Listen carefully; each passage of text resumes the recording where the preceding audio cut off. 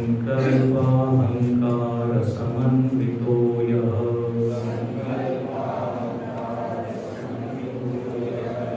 बुद्धिर्गुणेनात्मगुणेन चैव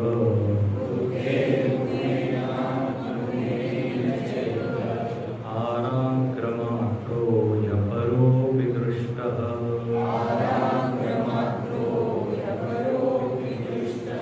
अंगुष्ठमात्रो रवितुल्यरूपः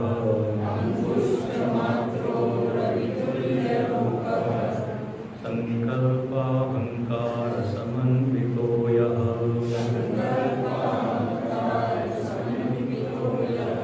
बुद्धिर्गुणेनात्मगुणेन चैव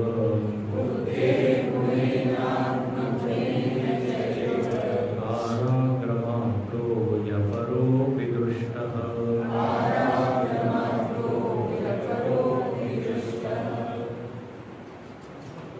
परमात्मा के स्वरूप का विस्तार से वर्णन करने के पश्चात 7वें मंत्र से जीव का वर्णन का प्रारंभ होता है।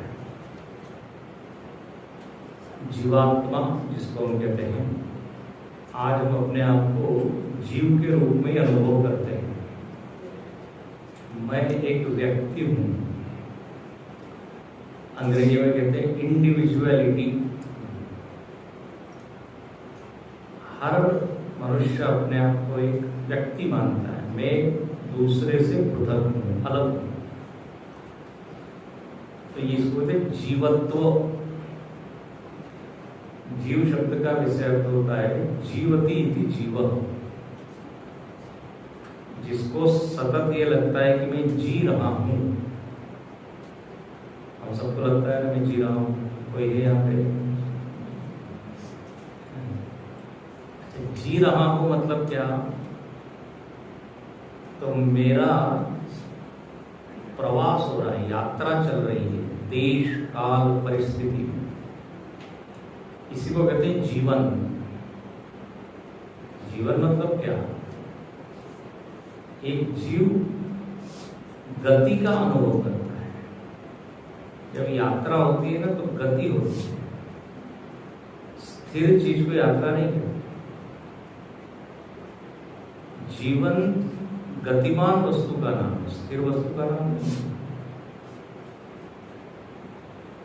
तो जो जीने की क्रिया है उसको बोलते हैं जीवन। जैसे पढ़ने की जो क्रिया है उसको बोलेंगे पठनम, देखने की क्रिया है दर्शनम, जीने की क्रिया है तो जीवनम। और उस जीने की कर्ता, जीवन जीने की जो क्रिया हो रही है उसका कर्ता जो है उसको बोलेंगे जीव, जो जी रहा है। अब जीवन मतलब क्या? तो हर दिन नई नई परिस्थितियों में से हम गुजर रहे हैं। यही तो है ना लाइफ, यही तो है जीवन। नया देश, नया काल, नई चुनौतियां, नई समस्याएं, इसको चीरते हुए हम चले जा रहे हैं। और यदि यह यात्रा सुखद हुई तो लोग बोलेंगे हमारा जीवन बड़ा सुख से बीता या सुख से बीत रहा है। लोगों से पूछते हैं जीवन कैसा चल रहा है, जिंदगी कैसी चल रही है? अरे कट रही है। किसी ने कहा कोई सब्जी थोड़ी है जो कट रही है। फिर एक कहते चलती का नाम गाड़ी, चल रही है तो चल रही है। तो हम लोग के जैसे अनुभव है तदनुसार हमारा जीवन को हम नाम देंगे। अब यहाँ पर वर्णन इसी जीव का है। तो बोले जीव करता है तो फिर भोगता भी है। हाँ? जीव यदि जन्म लेता है तो फिर मरता भी है। जीव कर्म कर रहा है वासनाओं और इच्छाओं के द्वारा प्रेरित होकर, तो अगला जन्म भी इसके कर्म और वासनाएं ही तय करते हैं। यही जीव की कथा है। अब किसी ने पूछा ये जीव का आकार क्या है? हम लोग को आकार में बड़ी आसक्ति है, कितना बड़ा है? तो लिखते हैं अंगुष्ठ मात्र, अंगूठे इतना है, बस अंगूठे बराबर। अंगुष्ठ मात्र, अंगुष्ठ परिमत हृदय सुशिर अपेक्षया। अब अन्य उपनिषदों में आया है कि हृदय कमल में अंगुष्ठ मात्र पुरुष बैठा है, मतलब जीव कहाँ है? हृदय में। आप यदि हृदय का आकार देखो, हृदय ऐसा भी दिखता है उसमें। अब इसी कल्पना की है, देखो व्यक्ति को क्या है? देश की आसक्ति, आकार की आसक्ति। देश मतलब स्थान। हम लोग पूछते जीव कहाँ है? सिर में है कि पैर में है कि हाथ में है कि कहाँ बैठा हुआ है वो जीवन? तो क्या बोल दिया? बोले हृदय में। अब हृदय में बैठा है, इसका अर्थ ये नहीं है कि वो एक छोटा सा एक धूल के कण के बराबर है जो बैठा हुआ है हृदय में एक जगह। उपलब्धि स्थान है, मतलब आपको यदि ध्यान करना है तो आप कहाँ ध्यान करें? हृदय में। क्योंकि हमको जो अहम अहम का अनुभव होता है ना, वो हृदय में होता है। हम मैं जब हम कहते तो हमारा हाथ कहाँ जाता है? मैं बैठ रहा हूँ, मैं बोलूँगा। कोई ऐसा बोलता है कि मैं बोलूँगा या मैं बोलूँगा? बोल रहे दिमाग में गड़बड़ है, यहाँ क्या बोल? मैं मेरा तो हाथ कहाँ जाता है? हृदय में। तो मानो कि जीव कहाँ बैठा है? हृदय में। ध्यान करने के लिए भी क्या कहता है, क्या कहा जाता है? हृदय में ध्यान कीजिए। हृत्पुंडरीकं विरजं विशुद्धं विचिन्त्य मध्ये विशतं विशोकं। कैवल्योपनिषद ने कहा अहम अहम की जो स्फुरणा हो रही है, मैं कहाँ? हृदय। तो हृदय उपलब्धि स्थान होने के कारण ऐसा बोल दिया जाता है कि यहाँ पे मानो कि अंगुष्ठ मात्र इतना सा जीव बैठा हो, लेकिन वास्तव में कोई परिमाण है नहीं। ये चूंकि हम लोगों का आग्रह होता है, कहीं तो बताइए, कुछ तो बताइए, इसलिए ये बताया जाता है आकार आसक्ति और स्थानासक्ति के कारण। कठोपनिषद में आया है, तो वहां पे शंकराचार्य जी भाष्य करते हैं अंगुष्ठ मात्र परिमाण मतलब हृत्पुंडरीकम, जो हमारा हृदय है वो अंगूठे के बराबर है, छोटा सा है। तो बोले यहाँ पे हमारी उपलब्धि होती, हमको इसलिए कहा अंगुष्ठ मात्र। हृदय में इतना सा अंगूठे के इतना स्पेस है, ऐसा भी बोलते हैं, जगह है, वहां आप ध्यान कीजिए। तो इसलिए अंगुष्ठ मात्र मतलब अंगूठे इतना है, ऐसा मत समझना। ठीक है, समझ गया? यदि आपको समझ गया तो ऐसा कीजिए। आजकल बहुत अंगूठा उठाते हैं, गुड, अच्छा है। नहीं समझते तो उल्टा करते हैं। तो उपनिषद में भी अंगूठे का निरूपण है, वर्णन है। तो हृदय में ध्यान करें, इसलिए अंगुष्ठ मात्र का। रवितुल्य रूप, ये जीव कैसा है? तो बोले रवितुल्य रूप। रवि मतलब सूर्य, सूर्य के समान ज्योति स्वरूप। ये तो सरल है। ज्योति स्वरूप का अर्थ है चैतन्य रूप है, जड़ नहीं है। और कई बार हम आपको बता चुके हैं जड़ किसको कहते हैं? जिसको ना अपना भान है ना दूसरे का भान, ना अपना ज्ञान ना दूसरे का ज्ञान, उसको कहते हैं जड़। चेतन मतलब ज्ञान है, मैं हूं। तो जीव कैसा है? जड़ है कि चेतन है? ये चेतन है, तुम आप बोल पा रहे हो क्योंकि आप चेतन हो, जड़ उसको बोल नहीं सकते। यही सिद्ध हो गया कि आप जड़ नहीं है, चिन्मय है। चिन्मात्र रूप, कैवल्योपनिषद में चिन्मात्रो हम सदा शिव, उसी प्रकार रवितुल्य रूपम, स्वयं प्रकाश, जैसे सूर्य को प्रकाश कहीं से लाने की जरूरत नहीं है, स्वतः प्रकाश रूप है, ऐसे ही चैतन्य स्वतः सिद्ध है, स्वतः भान रूप है, उसका ज्ञान प्राप्त करने के लिए और किसी की आवश्यकता नहीं है।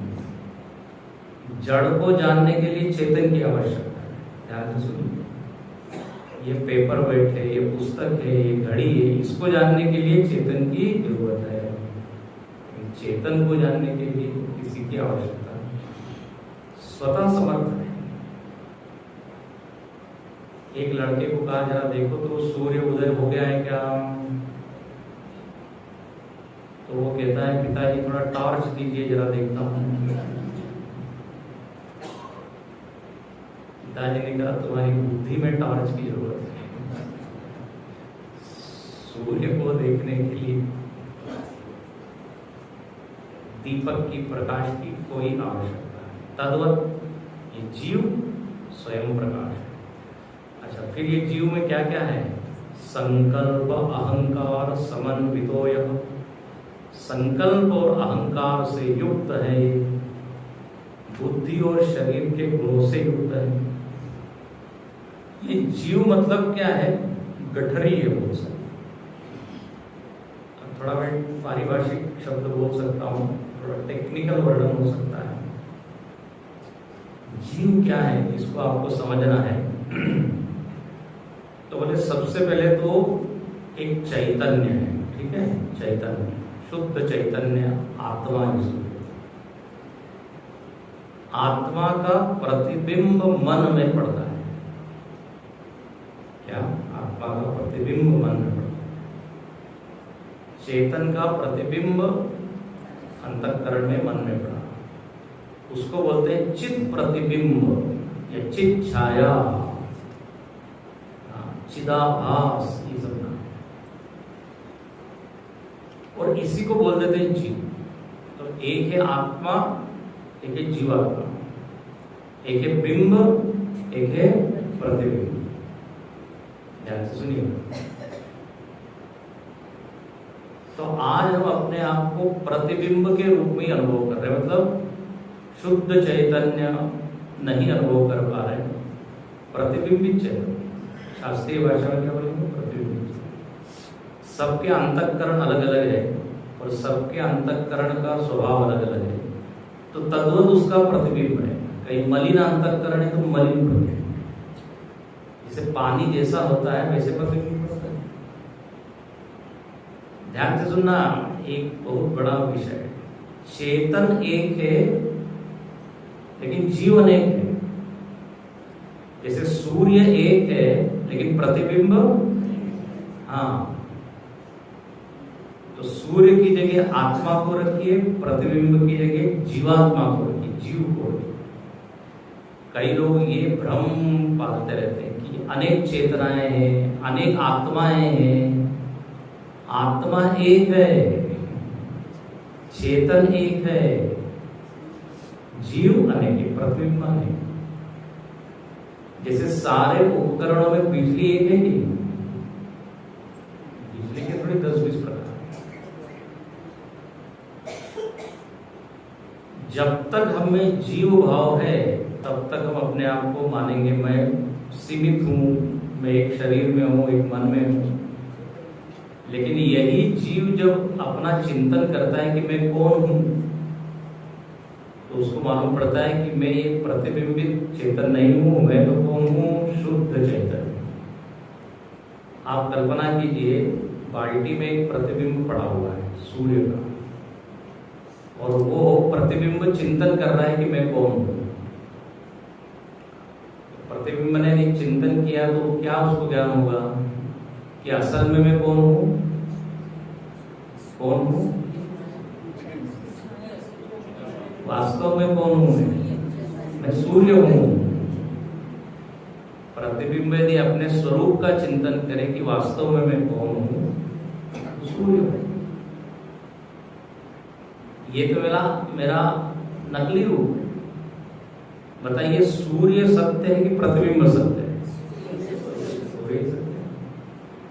लेकिन अब प्रतिबिंब को जब तक अज्ञान है तब तक वो कहेगा मैं प्रतिबिंब ही हूं। विचार करने पे उसको अपने स्वरूप का ज्ञान होता है। उसी को फिर हम कहते हैं आत्मज्ञान। यहां पर कहते हैं अब जब हम अज्ञान अवस्था में हैं तो अपने आप को जीव मान रहे हैं, और वो जीव के आसपास बहुत सारी चीजें। अब अंतःकरण में प्रतिबिंब है, तो अंतःकरण के गुण धर्म हमने अपने ऊपर ओढ़ लिए। इसलिए लिखते हैं बुद्धेर गुणे आत्मगुणेन। मन बुद्धि के जो गुण है, संकल्प करना, विचार करना, अहम भाव, वो सब उस प्रतिबिंब में आ गया। और हम अब क्या हो गए? संकल्प करने वाले। मन के जितने गुण धर्म है ये हमने अपने ऊपर आरोप किया। ये विषय थोड़ा सूक्ष्म है, काफी समय मांगता है, लेकिन हम यहाँ आया है। दृग दृश्य विवेक में वर्णन आया है जीव का। साक्षिण पुरतो भानम लिंगम देहेन संयुतम चितिच्छाया समावेशा जीवस्यात् व्यावहारिक। मनोहंकृत्युपादानम लिंगम एकम जड़ात्म। जीव क्या है? अवस्थात्रय मनवेति जायते म्रियते तथा। जीव के दो श्लोक आए। अब आप दृग दृश्य विवेक पढ़िएगा, उसमें वर्णन है। जैसा स्वामी जैसा अधर में छोड़ के जाए तो वहां वर्णन है। चेतन है, चेतन का प्रतिबिंब है, सूक्ष्म शरीर है, ये सब जीव है, गठरी। आज हम अपने आप को जो मान रहे हैं वो जीव है। चलो, तो ऐसा ये जीव संकल्प करता है, अहम भाव रखता है। देखो, हम में अहम है, मैं हूं। वैयक्तिकता आ गई ना। आत्मा में या चेतना में वैयक्तिकता नहीं है। चेतन तो अनंत है, व्यापक है। लेकिन आज हम क्या कहते हैं? मैं इतना हूं, मैं ऐसा हूं। ये जीवन। तो ऐसा ये जीव अहंकार समन्वित। अहंकार मतलब घमंड नहीं है। अहंकार मतलब मनुष्योहम, देहोहम, ये वेदांतिक अहंकार है। दुनिया में अहंकार मतलब मैं बड़ा धनवान हूं, बलवान हूं। लेकिन वेदांत में जब आप अहंकार बोलेंगे तो क्या? ये जो अहम भाव है कि मैं इतना हूं, ऐसा हूं, इसको अहंकार। तो ये जीव है। अब ये जीव कितना छोटा है? अब एक और यहाँ पे उदाहरण दिया। आराग्र मात्रो यपरोपि दृष्ट। आर की नोक के बराबर, तो बहुत छोटा है। आराग्र क्या होता है? तो जैसे कोई भाला है, कोई तीर है, हाँ, तो उसका पॉइंटेड होता है, बहुत बड़ा, इतना छोटा ये जीव है। अब यहाँ पे फिर हमारी आसक्ति के कारण बोल दिया। वास्तव में ऐसा कोई आकार तो जीव का दिखता नहीं। जीव का यदि वास्तव में आकार दिखता तो मरते वक्त वो आकार निकल रहा है दिखता ना, स्पीन करके निकल रहा है, रॉकेट जाता है। कई लोगों ने 10-10 कैमरे लगाए, जरा देखे जीव कैसे निकल रहा है। गया, इधर से गया। ये एक रहस्य है। देखो, जीव देह कैसे छोड़ता है और कैसे नवीन देह में प्रवेश करता है, ये आज तक किसी को समझ नहीं है। अच्छा, और बीच की स्थिति में कहाँ रहता है ये भी नहीं मालूम। अच्छा, लोगों को उसमें बहुत रुचि होती है, पढ़ने के बाद कहाँ घूमता है, ऊपर ऐसा हेलीकॉप्टर की तरह घूमते रहता है। ये बहुत सूक्ष्म विषय। जीव का मरण और जीव का जन्म दोनों ही पॉइंट्स ऐसे हैं, बुद्धि के परे हैं। जब वो जीव का प्रवेश गर्भ में हो जाता है, जब हालचाल शुरू हो जाती है, वो सब ठीक है, वो वैज्ञानिक लोग बता सकते हैं। लेकिन कब उसमें जीवन आया, वो जीव कब प्रवेश किया, कैसे किया, और ऐसे देह छूटता है, देह छोड़ता है वो जीव, तो आकार तो है नहीं उसकी बुद्धि की, इसलिए कहा सूक्ष्म, इंद्रिय से पकड़ में नहीं आ सकता। इसलिए अगले 9वें मंत्र में एक और उदाहरण दिया। भले ही जीव का आकार आप बार बार पूछ रहे हो, चलो सुन लो, आपको बता देते हैं इतना आकार है, आपको दिख जाए तो हमको बता, बताइए कितना बड़ा है, वर्णन तो पहले सुने कितना बड़ा है। बालाकृशत भागस्य शतधा कल्पितस्य च भागो जीवस्य विज्ञेयः सचानन्त्याय कल्पते। बालाकृशतभागस्य शतधा कल्पितस्य च भागो जीवस्य विज्ञेयः सचानन्त्याय कल्पते।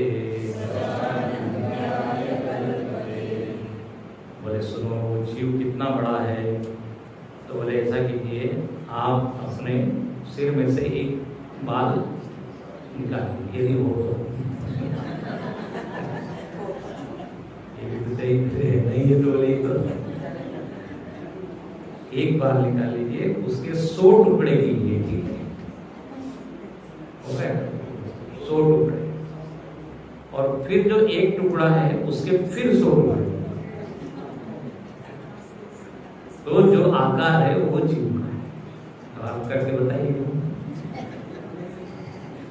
बालाकृशतभागस्य, बाल का 100 भाग, और उसका जो अग्रभाग है उसको 100 भाग, उसका जो 100 भाग, हाँ, यू काउंट इट,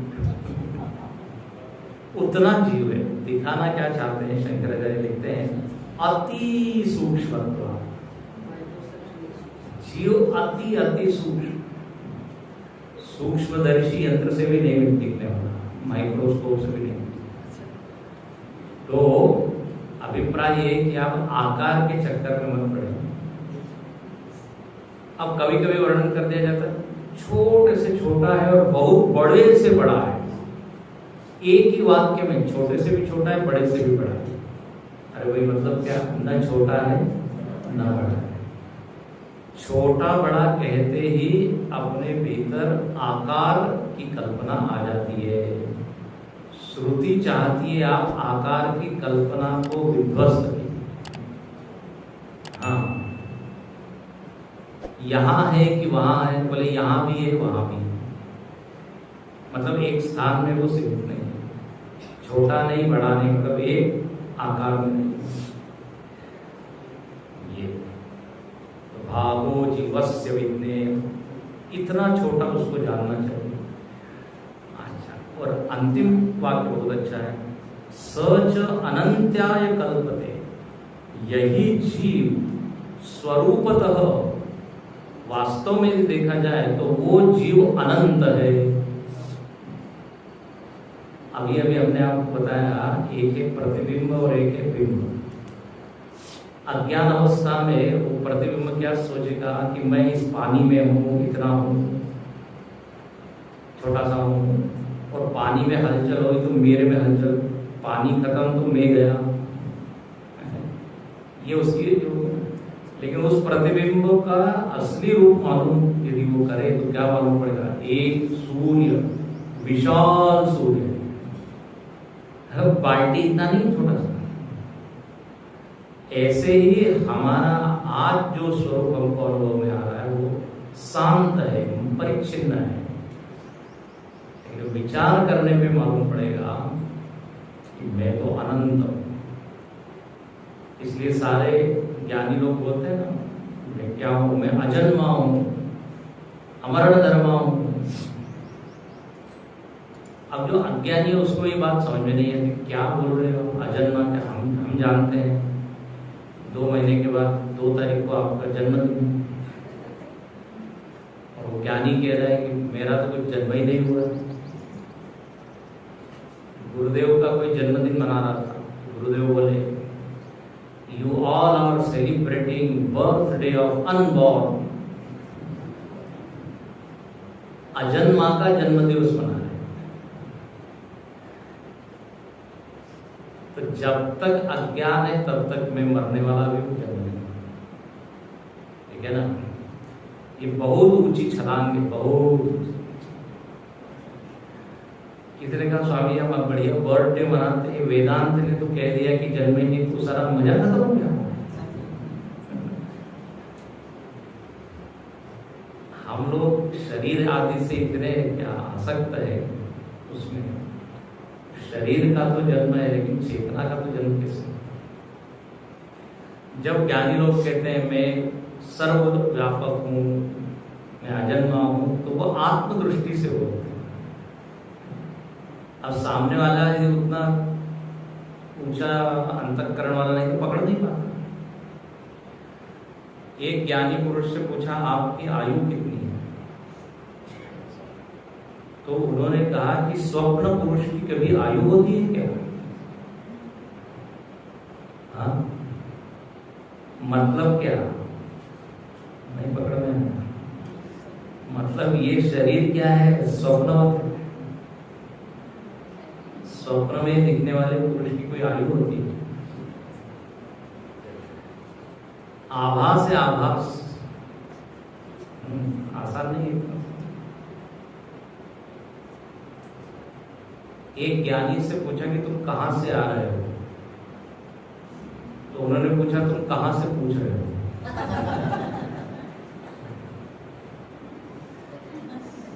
शरीर की दृष्टि से पूछ रहे हो तो नहीं बंबई से आ या हिमालय से, आत्मदृष्टि से कहीं से आए। एक से पूछा कि आपके हालचाल कैसे हैं, तो बोले जिसके हालचाल आप पूछ रहे हो वो तो कभी भी ठीक नहीं रहते, और यदि आप मेरे हालचाल पूछ रहे हो तो वो कभी बिगड़ते नहीं। आत्मा का कभी ऐसे ऐसे देखिए उत्तर।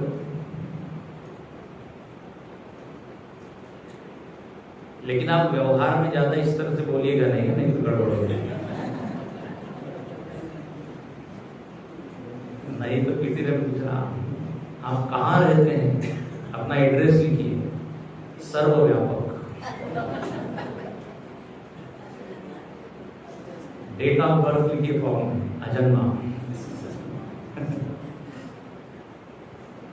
तो ये तो अपने भीतर समझने की बात है। तो यहाँ अर्थ कहा कि वास्तव में जीव अनंत है, अज्ञान के वशात उपाधि से परिच्छिन्न हम अपने आप को मानते हैं।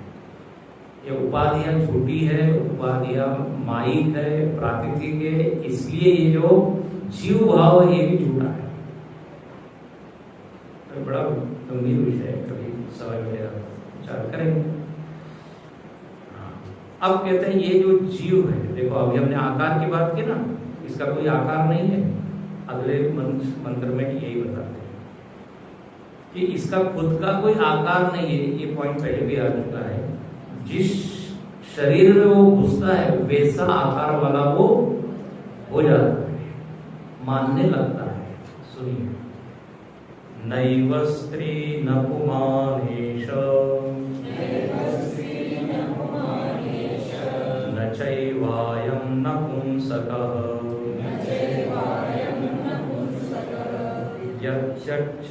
यच्चरीरमादत्ते तेन तेन स रक्ष्यते। कहते हैं न तो ये स्त्री है, न पुरुष है, न नपुंसक है, ये तो जीव का कोई लिंग नहीं है। भयंकर शरीर का धर्म है, पुरुष स्त्री नपुंसक। जीव स्वतः अलिंग है। अब जिस शरीर में जाता है वैसा वो हो जाता है। यद्यत् शरीरम आदत्ते तेन तेन संरक्षते। वो उस आकार के गुणधर्म अपने पर आरोपित कर लेता है। यदि स्त्री शरीर है तो कहता है अहम स्त्री, पुरुष शरीर है तो पुरुष, बाल शरीर तो बालक, वृद्ध है तो वृद्ध, लेकिन अहम स्थूल कृश पुरुष स्त्री अहम, ये सब नाम शरीर के। इसलिए हम वो सूर्य जो पढ़ रहे थे, मनोबुद्धि अहंकार चित्तान्यहम, उसमें आया था पिता नहीं व मैं नहीं व माता न जन्म। ये माता पिता इत्यादि ये शरीर के संबंध से नाम पड़ता है। ध्यान से सुनना, कोई जीव किसी जीव का न माता है न पिता है न पुत्र है। ये सब जीव स्वतंत्र है, कुछ देर के लिए मिलते हैं, बिछुड़ जाते हैं, और परमानेंटली न हम पुरुष है न स्त्री है। सुबह भी हमने बताया जैसे हमें वृत्ति तब। भागवत जी में कथा थी एक चित्रकेतु राजा की, उसकी बहुत सारी पत्नियां थी। हाँ, उसको कोई लड़का नहीं था, लेकिन लड़का हुआ उसको एक रानी से। तो अन्य रानियां जो है द्वेष करने लगी उससे, और इतना उनको द्वेष है कि वो मार ही दिया उस बच्चे। अब वो चित्रकेतु बेचारा इतना दुखी हुआ, एक ही लड़का था, चला गया। अब वो प्रयत्न कर रहा है कि वो जीव, वो हमारा पुत्र जो है वापस मिले। तो नारद जी मिले हैं। नारद जी से कहा, नारद जी ने कहा हम लेके आ सकते हैं आपके पुत्र को। अब उस पुत्र के पास गए नारद जी और कहा कि आपके पिताजी बुला रहे हैं आपको। तो वो लड़का पूछता है कौन से जन्म के, कौन से जन्म के? मालूम नहीं कितने पिता हो गए, वो खुद कितनी बार पिता बन गया, माता बन गया। कैसा ये सत्य है। हम केवल इस जन्म को, इस जीवन को देख के ये संबंधों को बड़ा सॉलिड मानते हैं, पक्का मानते हैं। जैसे ट्रेन में हम चलते हैं तो कोई कोई यात्री लोग आके अपने पास बैठ जाते हैं, थोड़ी देर तक साथ में रहते, फिर उतर जाते हैं। वास्तव में वो कोई हमसे जुड़ते नहीं, हालांकि वो 2 घंटे में बड़ी हमारी मित्रता हो जाती है, बड़ा अपनापन आ जाता है। एकदम फोन नंबर एक्सचेंज करते हैं, व्हाट्सएप नंबर दीजिए, ईमेल आईडी दीजिए। ऐसे ये घर भी क्या है, प्रारब्ध के कारण वो पास पास में है। भागवत जी में कथा थी पुरंजन राजा। वो पुरंजन अपनी स्त्री में इतना आसक्त था, दिन रात स्त्री का ही चिंतन करता है। वो यदि बैठती तो ये बैठ जाता, वो यदि रोती तो ये रोने लगता, वो यदि हंसती तो ये हंसता, वो जब सोती तब ये सोता। इतना वो उसमें आसक्त हो गया, जब वो मर गया तो अगले जन्म में स्त्री बना। सवाल कथा है पुरंजन, वो क्या बन गया? पुरंजन, क्या बोले उसको? तो अर्थ यहाँ पे ये है कि न स्त्री न पुमान, ये जीव क्या बनेगा ये खुद उसके ऊपर निर्भर है। किस तरह के संस्कार वो एकत्र कर रहा है, किसमें वो आसक्ति बढ़ा रहा है।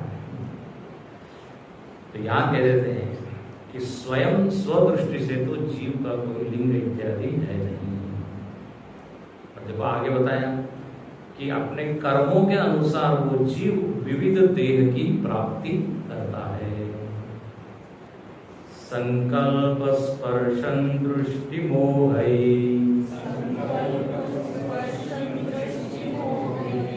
ग्रासाम्बुवृष्ट्या चा आत्मविवृद्धि जन्म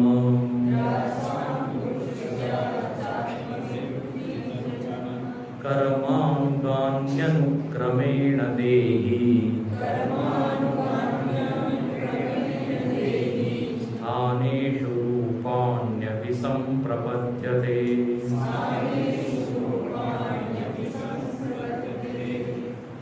अब कहते हैं केन तर्हि असो शरीराणि आदत्ते, किस कारण से वो शरीर धारण करता है जीव, पुरुष शरीर, स्त्री शरीर, पशु शरीर, वनस्पति शरीर। तो बोले यहाँ उदाहरण देते हैं, बोले जैसे अन्न और जल के सेवन से शरीर की वृद्धि होती है। अंबु वृष्ट्या, अंबु मतलब जल,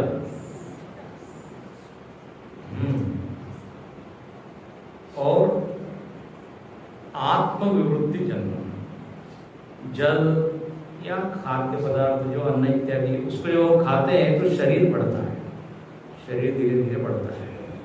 बोले वैसे ही देही, देही मतलब जीव, ये जीव भी क्या करता है, इधर से उधर, उधर से उधर जाता है, एक शरीर से दूसरे शरीर में। क्यों जाता है, किस कारण जाता है? प्रथम पंक्ति देखिए, संकल्पन स्पर्शन दृष्टि मोह, चार चीज हेतु है, ध्यान से सुनिए। चार चीज हेतु है उसके गति में, जन्म में। जरा बताइए चार क्या है? तो पहला था संकल्प। संकल्प मतलब हम जो है संकल्प करते हैं। अब ये संकल्प शब्द के विविध प्रसंग में विविध अर्थ है। संकल्प मतलब एक होता है निश्चय करना, फिर संकल्प मतलब पूजा के समय हम संकल्प लेते हैं, मम वार्ता श्री परमेश्वर अहम पूजाम करिष्ये, संकल्प छोड़िए, पानी छोड़िए, पंडित जी बोलते हैं, एक संकल्प होता है।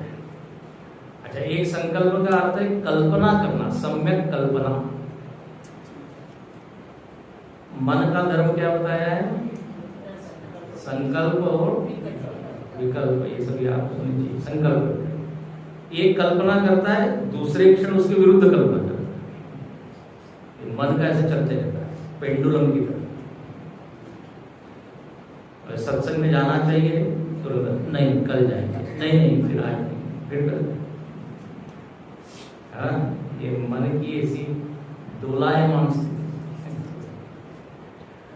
तो संकल्प यहां पे कहा, संकल्प मतलब एक उसने कल्पना कर ली कि इस विषय में, इस वस्तु में सुख है, मिठाई में सुख है, ये क्या हो गया? संकल्प। कल्पना कर ली उसने, सुख बुद्धि का आरोप किया किसमें? मिठाई में।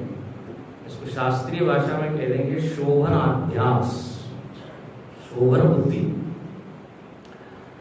अब मिठाई अच्छी है, सुख देने वाली है, ये आपने संकल्प कर लिया। संकल्प मतलब कल्पना कर। अब उसके बाद क्या होगा? तो उसके निकट जाने का इच्छा होगी, तो स्पर्श होगा, दर्शन होगा। स्पर्श दर्शन केवल दूर से नहीं, बोले जब तक वो मेरे जिह्वा पे नहीं विराजमान होगी तब तक आनंद नहीं। अब देखिए यहाँ पे क्या हुआ, आपने पहले ही गलती कर दी कि मिठाई में सुख है, ये आरोप कर दिया। अब ये हो गया मोह, इसमें बोलेंगे मोह। जहां सुख नहीं है वहां आप सुख देख रहे हो, तो अज्ञान के चलते शोभन बुद्धि का क्या हुआ? आरोप। अब एक बार ये बात यदि मन में बैठ गई कि यहाँ सुख है वहां सुख है, तो अब उसको जब तक वो पाएगा नहीं तब तक उसको चैन मिलेगा नहीं। तो अब उसकी प्राप्ति के लिए क्या कर रहा है? वो प्रयत्न कर रहा है। एक बार संकल्पना हो गई, फिर कर्म होगा, क्रिया होगी। होगा कि वो जाएगा उस मिठाई की दुकान तक, भले ही महंगी होगी तो भी खरीदेगा। अच्छा, अब वो वस्तु आपने ली, उसके बाद क्या होगा? उसका भोग होगा। ये बिल्कुल एक छोटी सी हम बात बता रहे हैं। अब भोग हुआ तो क्या होगा? उसका एक संस्कार पड़ेगा। अरे बड़ी अच्छी थी, और संस्कार पड़ा तो फिर क्या, जरा चलो अगले महीने फिर जाएंगे, फिर लेके। तो ये मैंने मिठाई का उदाहरण दिया। ऐसे अनेक विषय हैं, उन विषयों में हम सुख बुद्धि रखते हैं, उसका भोग करते हैं, उसके संस्कार बढ़ा लेते हैं, फिर से उसी को प्राप्त करना चाहते हैं, उसी अनुभव को। कितनी बार हमने ऐसे अनुभव किए कि बार बार अनुभव वही करने की इच्छा हो। इसी को कहते हैं संकल्पन स्पर्शन दृष्टि मोही। ये देही, ये जीव इस तरह से कर्म भोग करते रहता है। अच्छा, अब हुआ ये पढ़ चुके हैं, भोग के संस्कार बना लिए, अभी उसको और भी भोगना है, लेकिन अब प्रारब्ध खत्म हो गया उसका, तो मरण हो गया। हाँ, अब उसका मरण हो गया। बोले अभी तो अतृप्त बहुत सारी इच्छाएं बची है, अभी तो भगवान कहते ठीक है, आपके लिए दूसरा शरीर रेडीमेड तैयार किया है।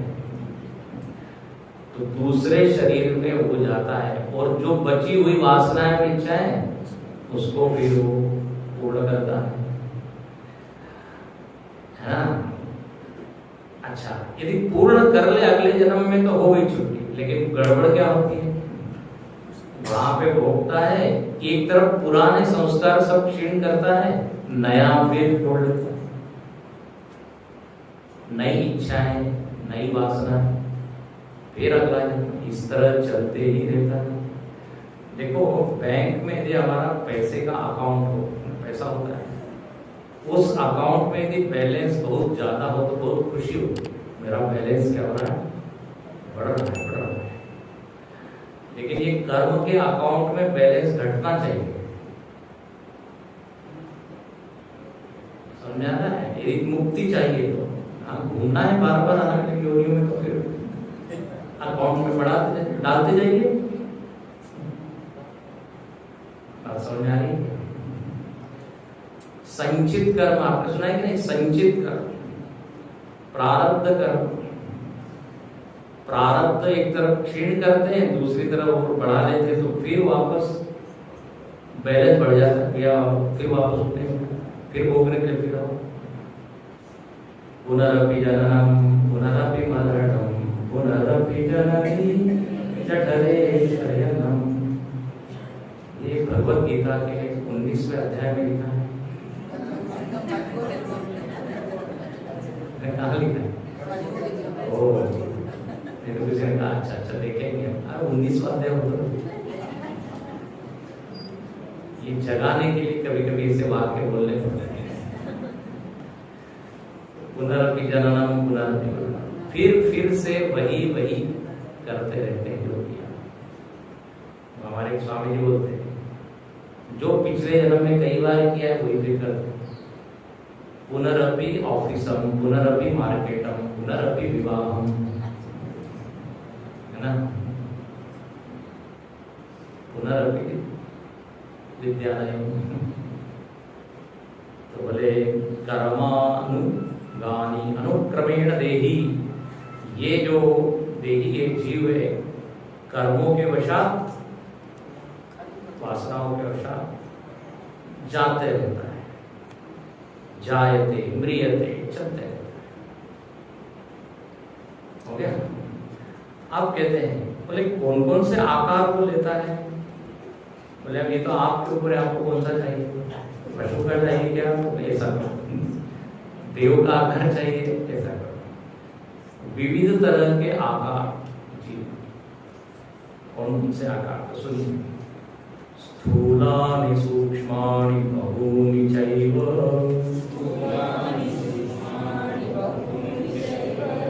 रूपाणि देहि स्वगुणैर्वृणोति क्रियागुणैरात्मगुणैश्च तेषाम्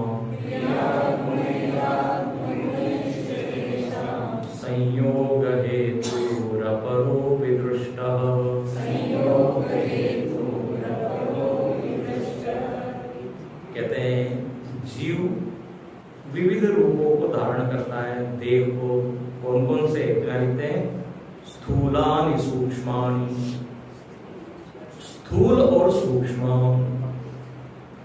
अच्छा, ये स्थूल और सूक्ष्म मतलब क्या? तो देखिए 84 लाख योनियां हैं, उसमें कीट पतंग से शुरुआत की थी। कोई बिल्कुल छोटे हैं, कोई बड़े हैं, कोई बहुत बड़े हैं। गीता में जिसे कहा कि यदि सत्व गुण से भरे हुए हो आप और फिर यदि देव छोड़ते हो तो फिर देवधारी आप इंद्र बन सकते हो, वायुदेव बन सकते हो। आपको एक अच्छी खबर सुना दे, आप सब इंद्र बन सकते हो, ब्रह्मा बन सकते हो,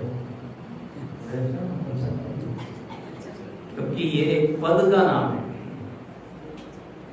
जैसे प्रधानमंत्री कोई भी बन सकता है कि नहीं, चाय वाला भी बन सकता है। तो इंद्र, ब्रह्मा, विष्णु सब बन सकते हैं, लेकिन उतने पुण्य यदि हमने और यदि गड़बड़ है तो फिर नीचे भी। इसी को कहते हैं स्थूल सूक्ष्म।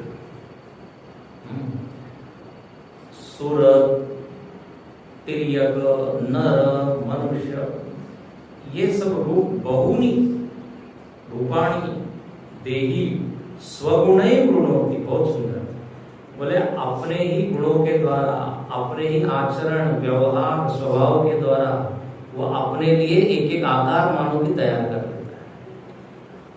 अगला जन्म में कौन सा आकार मिले ये हम तय कर सकते हैं, क्योंकि अगला जन्म किस पर निर्भर है? आज के संस्कार, कर्म, आचरण, पुण्य, पाप। जैसे हम अपने लिए घर बनाते हैं कि नहीं, तो हम वो आर्किटेक्ट क्या देते हैं, एक आकार देते हैं, ऐसा ऐसा हमको चाहिए नक्शा। फिर वो कहता है आपके पास पैसा कितना है, कितनी पूंजी है, उस पूंजी के अनुसार मिलेगा। ऐसे अपने पास पाप पुण्य की कितनी पूंजी है, तद अनुसार ये आकार मिलता है। लिखते हैं बहुत से देह धारण करता है। और फिर वही क्रिया गुण ही आत्म गुण ही संयोग हेतु। क्रिया गुण मतलब कर्म, तरह तरह के लोग कर्म कर रहा है, कर्म सत्कर्म, दुष्कर्म, क्वालिटी ऑफ एक्शन, कर्म क्वालिटी ऑफ एक्शन। आत्मगुण मतलब क्वालिटी ऑफ माइंड, आपका मानसिक स्तर कैसा है और कर्म का स्तर कैसा है, शारीरिक और मानसिक। जिस तरह से हम कमाते हैं अच्छे संस्कार या अच्छे कर्म, तो बोले तद अनुसार देहांतर की प्राप्ति आपको मिलेगी। गुरु जी ने अपने कमेंट में लिखा, जैसा मन है ना, जैसा मन वैसा तन। और कहते हैं जैसा अन्न, हाँ, तो मन को बनाना है तो अन्न से शुरुआत करें। जैसा मन होगा वैसा फिर आगे तन होगा। देहांतर, इस तरह देह से देहांतर, देह से देहांतर चलते रहता है। कहां कहां भटकता है ना लोग। क्या कहते हैं, ये मनुष्य जन्म अनेक योनियों में भटकने के बाद आखिरी ये योनि है। अब ये योनि ऐसी है, यहां से हम चाहे तो मुक्त हो सकते हैं, यदि ठीक से हमने इसका उपयोग किया, ज्ञान प्राप्त किया तो छूटे।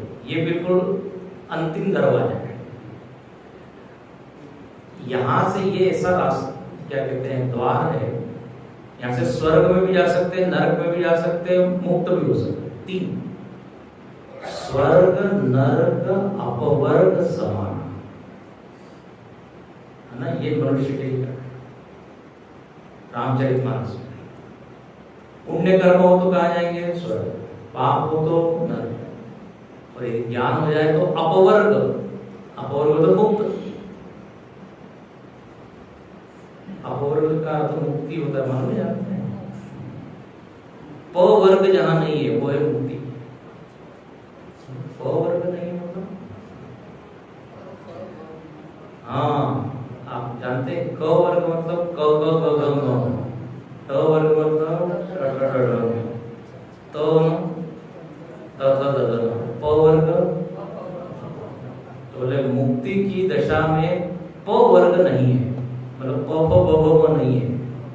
तो किसी ने समझा मतलब क्या मुक्त होने के बाद प फ ब भ म नहीं बोल सकते?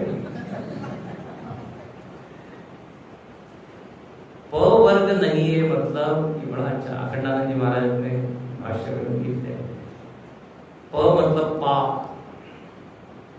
फ मतलब फल, भ मतलब बंधन, भ मतलब भय, म मतलब मरण।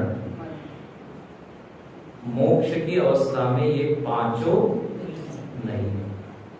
याद हो गए? प मतलब कर्म फल, ब बंधन, भ म मरण। इन पांचों से मुक्ति मतलब मोक्ष। तो मनुष्य देह में ये संभव है, लेकिन होता है कि हम अंग्रेजी में कहते हैं ना, we miss the boat, miss the opportunity. वो एक कहानी है कि एक अंध व्यक्ति था और उस अंध व्यक्ति को एक कमरे में छोड़ दिया, बहुत बड़ा कमरा था, और उस कमरे में केवल एक ही दरवाजा। अब उस अंध व्यक्ति को बताया गया भाई एक इसके अंदर क्या है, दरवाजा है, खुला है, आप निकल सकते हो। अब बोलेगा ठीक है निकल जाएंगे। अब वो दीवार को स्पर्श करते करते करते करते चल रहा है, क्योंकि जहां दरवाजा आएगा चल रहा है चल रहा है चल रहा है, लेकिन हुआ है जब दरवाजा आया तो उसको मच्छर ने काट लिया, तो उसने अपना हाथ वहां से हटा लिया, 2-3 कदम आगे चला गया तो दरवाजा क्रॉस कर गया। अब फिर ऐसा कुछ हो रहा था कि जब तो द्वार के पास होता कुछ न कुछ बाधा आके घूम रहा है। वो अंध व्यक्ति मतलब हम ही द्वार के पास आकर भी कुछ न कुछ मोक्ष द्वार में पाओ, खुला दरवाजा है मनुष्य से।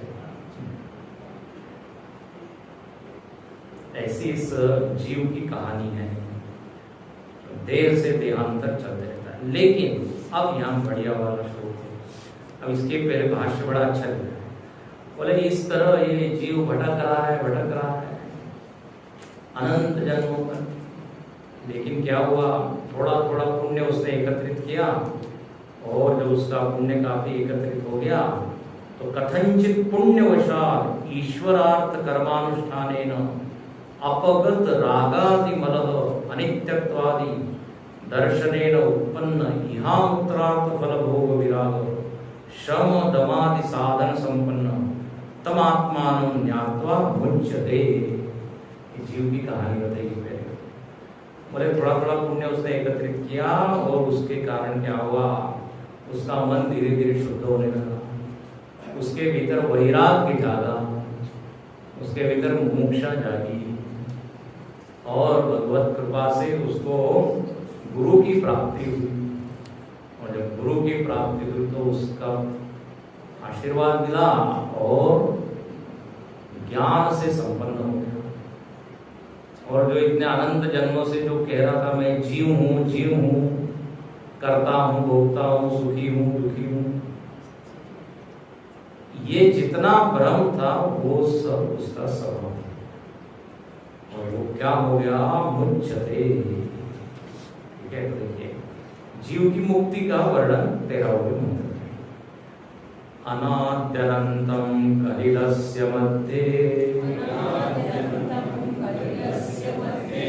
विश्वस्य स्रष्टारमनेकरूपम्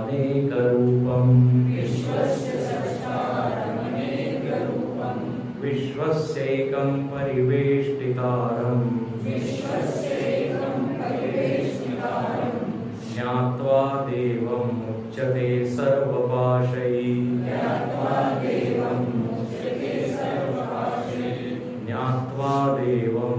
मुच्यते सर्वपाशैः।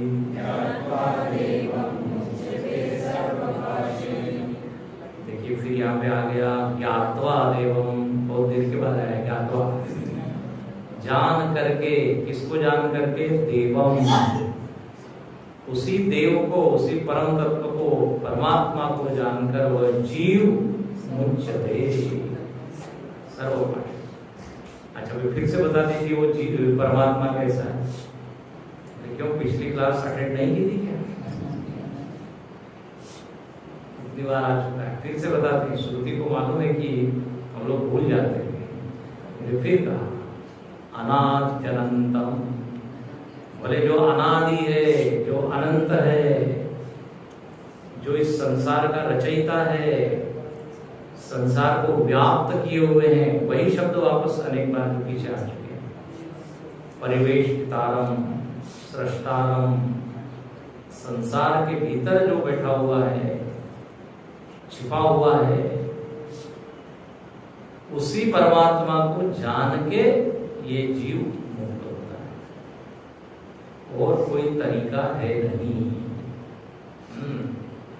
कलिलस्य मध्य, अब यही है ना, परमात्मा छिपा हुआ है संसार में, सबके भीतर छिपा हुआ है। ऐसा कहते हैं एक बार भगवान ने और जीव ने खेलने की इच्छा, बोले हम खेलते हैं, क्या खेले? तो बोले वो एक छिपता है, दूसरा घूमता है, तो क्या बोलते हैं? लुका छिपी, हाइड एंड सीक। भगवान ने कहा मैं छिपता हूँ, ढूंढो। भगवान चले गए हिमालय के ऊपर, माउंट एवरेस्ट। बोले देखो यहाँ तो कोई आ नहीं सकता। देखा वहां तेंजिंग नार्के पहुंच गए, पकड़ लिया भगवान, देख लिया। भगवान ने कहा अरे, फिर भगवान कहाँ छिपे? तो बोले जंगल में छिपे। और वहां जंगल में अनेक ऋषि मुनि तपस्या करे, उन्होंने देख लिया। समुद्र के नीचे छिप गए तो देखा वहां बहुत सारी पनडुब्बियां, पनडुब्बी होती है पानी, और बड़े बड़े लोग जो है वो अंदर भी डुबकी लगा देते। खोज लिया, भगवान परेशान हो गए। भगवान ने कहा मैं ऐसी जगह छिपूंगा कि ये इसको तो मिलेगा ही नहीं। कहाँ छिपे? हृदय में। अब हम बाहर बाहर ढूंढ रहे हैं। वो कहानी हम कई बार बताते हैं। ट्रेन में एक व्यक्ति जा रहा है पैसा लेकर, सुना देते हैं, पर्स से उसको खूब पैसा है। चोर को मालूम है कि इसके पास पैसा है, भले इसके चुरा लेंगे। उसने भी टिकट खरीदा, उसी सीट के पास बैठ गया। रात हुई, दिन भर तो चल रहा है प्रवास यात्रा, उसने उसको फ्रेंड बना लिया, चाय बिस्किट सब खिला, कैसे हो क्या हो।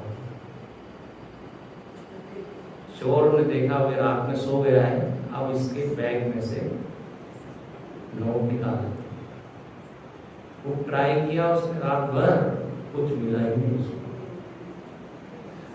सुबह जब स्टेशन आ गया तो वो व्यक्ति उतरने लगा। वो चोर बोलता है कि मैं प्रोफेशनल चोर हूँ, मेरा काम चोरी करना है, और आज तक मैं फेल हुआ नहीं, लेकिन आज तो मैं असफल हो गया। मैंने सब ढूंढा लेकिन पैसा मिला नहीं। आपने वो पैसा कहाँ रखा था? तो उसने कहा मैंने आपके तकिए के नीचे रखा था। शायद उस व्यक्ति ने वेदांत तो पढ़ा था, उसको मालूम था अपने भीतर तो खोजेंगे नहीं, यहाँ वहां, ना काबा में ना काशी में, मोको का मैं तो विश्वास तेरे पास। तो ये बहिर्मुखी बने हुए, हमको बाहर देखना, बाहर नहीं दिखेगा, बाहर बाद में दिखेगा, पहले भीतर। ये सारे संतों ने, इसलिए लिखते हैं कलिलस्य मध्य, संसार के अंतरंग में, हृदय में, सबके भीतर है। इसलिए हम लोग बोलते कण कण में भगवान है। हर कण की जो सत्ता है, बस वो सत्ता जिसके कारण है वो भगवान। ऐसे इस परमात्मा को, व्यापक परमात्मा को जानकर मुच्यते हो गया। फिर कहते हैं कि यह जो परमात्मा है, फिर से बता दीजिए कैसा है वो। सुनिए, भावग्राह्यमनिड्याखम भावा भावकरं शिवम् कलासर्गकरं देवम् ये विदुस्ते जहुस्तनुम्।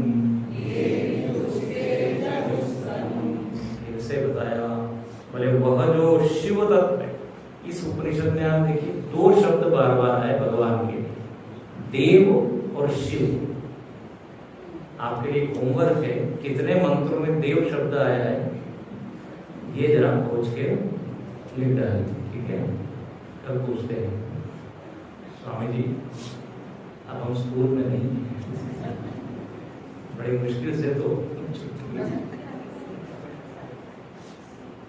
उस बहाने हम फिर से एक बार मंत्र देखेंगे ना। तो देव शब्द अनेक बार, देवम देवम देव, शिवम। तो कहे वो शिव कैसा है, तो भावग्राह्यम, भावेन ग्राह्यम, बहुत सुंदर। बोले विशुद्ध अंतःकरण से जो समझ में आ जाता है, अशुद्ध मन वाले को नहीं पकड़ में आता भगवान। इसका मन एकदम साफ है, वो चाहे फिर निरक्षर ही क्यों न, अशिक्षित क्यों न, मोहि कपट छल छिद्र नवा, निर्मल मन जन सो मनवा। ये भावग्राही जनार्दन, ऐसा कहते हैं, भावग्राही, न तो वस्तुग्राही। यदि वस्तुग्राही होता तो फिर वो शबरी के बेर नहीं खाता। साग विदुर घर खाई, सबसे ऊंची प्रेम सदाई, झूठे फल शबरी के खाए।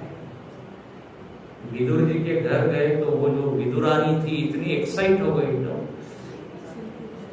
सूझ नहीं रहा है क्या करे खुशी से।